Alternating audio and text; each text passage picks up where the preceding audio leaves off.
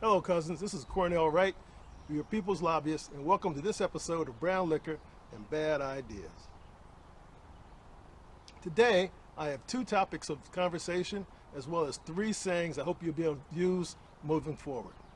The two topics have to do with one, education, and the public health issue associated with the coronavirus. Both of them are deeply impacted by the coronavirus and helping make our lives a little bit different than what we expected at this point in time. So here's the idea, that the coronavirus had impact back in March and April. Remember that back then? And so as a man once said, those who do not know their history are destined to repeat it. What didn't we learn back in March and April that now other states in the country are being impacted, particularly in the South? Florida, Texas come to mind. California's continued to be on a rocky road, going up and down roller coaster on this whole virus, and I wish all those cousins in all those states the best outcome they can possibly get to. But what I'm talking about, cousins, is didn't we learn anything from that time in March and April? If we had learned something, then maybe those states and those cousins there wouldn't be going through some of the same things we've heard about before. Not enough protection equipment, testing problems, not enough materials in order to handle all the people that are coming in sick. And mind you, as we all learned from the earlier, the March and April time frame, we all have pretty much gotten, how about an associate's degree in coronavirus?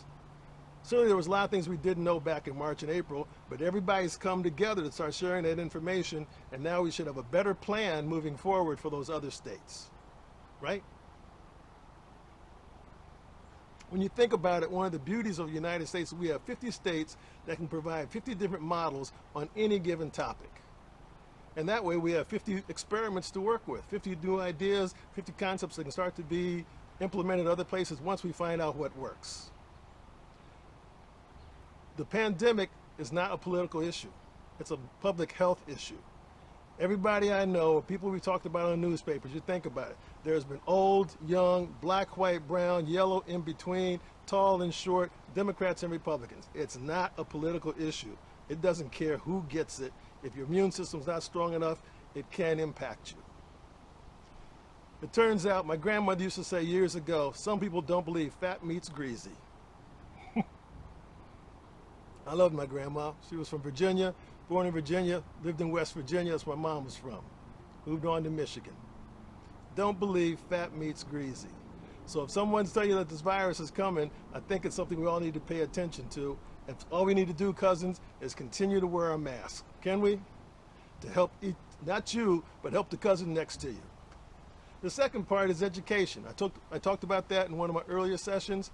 We all need education. We need the schools to be able to come back. No one wants the schools to go back more than who? The students, right? The students want to go back. But we also had a semester.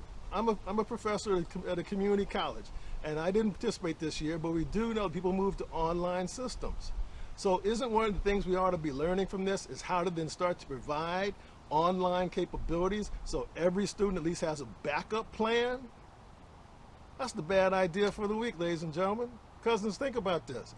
If we've been going through this for months now, since February, the spring semester of 2020 had to be canceled across the country, and a lot of people had to move to internet-based services for education. Why don't we have that capability for everybody in the country now? Rural areas, urban areas, kids with laptops that can start to use the work, start to have capabilities to do the work that they need. Come on, cousins. Is that not a bad idea? Why shouldn't we be talking about that as what needs to happen as opposed to whether or not something to be open or closed? Everybody wants schools open, but don't you want schools open safely? They talk about kids don't get virus. Well, hey, kids are their immune systems are better than our older folks. Think about it. Kids get measles, they get mumps. As an adult, you get measles and mumps, you're going to the hospital. Kids can have coronavirus and run right through it. They bring it home to who? Their grandparents, their cousins. What can I tell you? We don't want that to happen. So what's the right approach? I don't know. But let's go back to the 50 states opportunity. We have 50 states and who knows how many school districts within that. There has to be some pretty good ideas out there. Don't you believe? So let's use the best ideas. But let's have a backup plan as well. Because you got to have a backup plan. I mean, because let's face it, as people used to say, fool me once, shame on you. Fool me twice, shame on me. Cousins, let's get it together. Let's figure out what's right for education, and let's take care of this virus and finally win this whole situation. I want you to take care of yourselves, wear your masks, and we'll talk to you next time on Brown Liquor and Bad Ideas.